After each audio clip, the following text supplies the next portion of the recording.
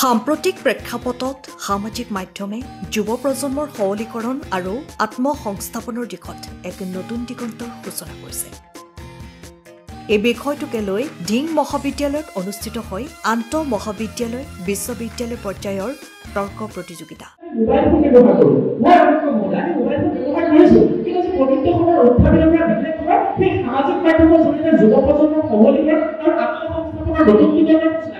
য'ত মহাবিদ্যালয় বিশ্ববিদ্যালয় পৰ্যায়ৰ 16খনকৈ শিক্ষা প্ৰতিষ্ঠানৰ তাৰ্কিক ছাত্ৰ ছাত্ৰীসকলে অংশগ্ৰহণ কৰে। এই তৰ্ক প্ৰতিযোগিতাখনত অধ্যক্ষতা কৰে ডক্টৰ ৰমেশ বৰপাত্ৰ গোহাঁই। শ্ৰেষ্ঠ তাৰ্কিকৰ সন্মান ডিব্ৰুগড় বিশ্ববিদ্যালয়ৰ উৎপলজ্যোতি বৰা, দ্বিতীয় শ্ৰেষ্ঠ তাৰ্কিক ঢিং মহাবিদ্যালয়ৰ ত্ৰিবেণী বৰাই লাভ কৰাৰ বিপৰীতে তৃতীয় শ্ৰেষ্ঠ তাৰ্কিকৰ সন্মান লাভ কৰে মাধৱদেৱ বিশ্ববিদ্যালয়ৰ ভাগ্যজ্যোতি দত্তই। শ্ৰেষ্ঠ তাৰ্কিক দল গুৱাহাটী বিশ্ববিদ্যালয় আৰু দ্বিতীয় শ্ৰেষ্ঠ তাৰ্কিক দল জেবি বিশ্ববিদ্যালয় যোৰহাটে লাভ কৰাৰ বিপৰীতে তৃতীয় শ্ৰেষ্ঠ তাৰ্কিক দলৰ সন্মান লাভ কৰে দৰং মহাবিদ্যালয়।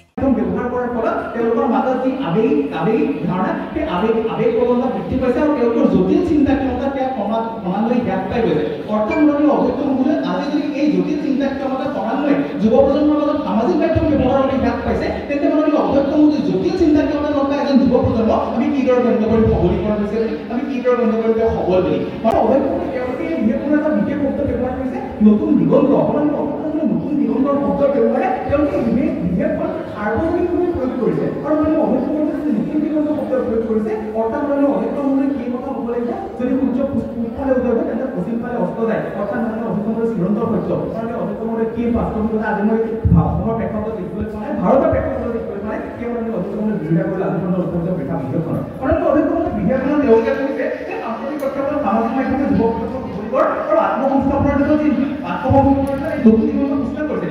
একেবাৰে অধ্যক্ষ মহোদয়ে এই চৰকাৰী পক্ষই 2019 বৰ্ষত চাহ প্ৰতিবাদৰ ফলত তথা অধ্যক্ষ মহোদয়ে মণিপুৰৰ যিখন গণতান্ত্ৰিক প্ৰতিবাদ সেই প্ৰতিবাদৰ সময়ত সেই সামাজিক মাধ্যমৰ ওপৰত নিষেধাজ্ঞা আৰোপ কৰে।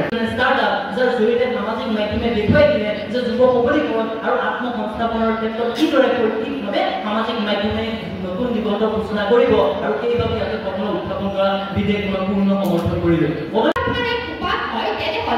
ভাৰতীয় কৰ্মশীলতা প্ৰতিবেদন অৰ্থাৎ India out of work report 2025 বৰ্ষৰ তথ্য অনুসৰি ভাৰতত 2.8 কোটিৰো অধিক শিক্ষিত যুৱক কৰ্মসংস্থাপনহীন অৱস্থাত অতিবাহিত কৰা, লগতে আন্তঃৰাষ্ট্ৰীয় শ্ৰম সংস্থা অৰ্থাৎ ইণ্টাৰনেশ্যনেল লেবাৰ অৰ্গেনাইজেশ্যন 2025 বৰ্ষৰ তথ্য অনুসৰি ভাৰতত শিক্ষিত যুৱকৰ নিবনুৱাৰ হাৰ 44% বৃদ্ধি হোৱাটো মিছা বুলি প্ৰমাণ কৰে।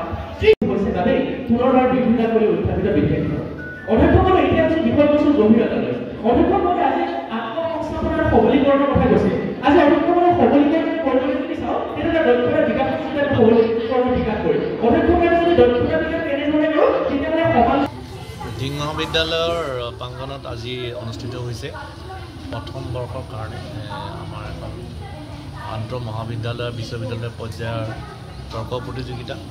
আৰু এই তৰ্ক প্ৰতিযোগিতাত ইতিমধ্যে প্ৰায় 16টা দলে ইয়াত অংশগ্ৰহণ কৰিছে আৰু যিটো বিষয় আমাৰ সামাজিক মাধ্যমৰ ওপৰত আমাৰ বিষয়টো দিয়া হৈছে, এই বিষয়ৰ ওপৰত ইতিমধ্যে গুৱাহাটী বিশ্ববিদ্যালয়, মাধৱদেৱ বিশ্ববিদ্যালয়, যোৰহাট জেবি কলেজ পৰা আৰম্ভ কৰি নগাঁৱৰ বিভিন্ন মহাবিদ্যালয়, গুৱাহাটী কামৰূপ ডিষ্ট্ৰিক্টৰ সকলোবিলাক মহাবিদ্যালয় আহি ইয়াত যোগদান কৰিছে আৰু আমি অত্যন্ত সুখী যে প্ৰথমবাৰৰ কাৰণে আমাৰ মহাবিদ্যালয় যিটো বৰ্ষত আমি হীৰক জয়ন্তী বৰ্ষত পদাৰ্পণ কৰিছোঁ, এই বৰ্ষতে আমাৰ মহাবিদ্যালয়ে এই এটা প্ৰতিযোগিতা অনুষ্ঠিত কৰিব পাৰিছে আৰু এই প্ৰতিযোগিতাৰ যিখিনি মূল পুৰস্কাৰ বিশেষকৈ প্ৰাইজ মানিখিনি আমাৰ কেইবাগৰাকী অধ্যাপকে আগবঢ়াইছে, অধ্যাপক অধ্যাপিকাই আগবঢ়াইছে, তেখেতসকলে মই ধন্যবাদ জনাইছোঁ।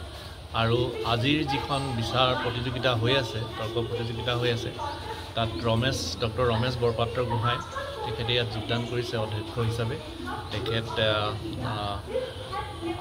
তেখেতে তাৰ যিটো সহায়্য সেইটো বৃদ্ধি পাইছে তেখেতৰ যোগদানৰ জৰিয়তে। আৰু বাকী যিসকল ইয়াতে বিচাৰক হিচাপে যোগদান কৰিছে তেখেতসকলে যথেষ্ট গুণীজ্ঞানী ব্যক্তি।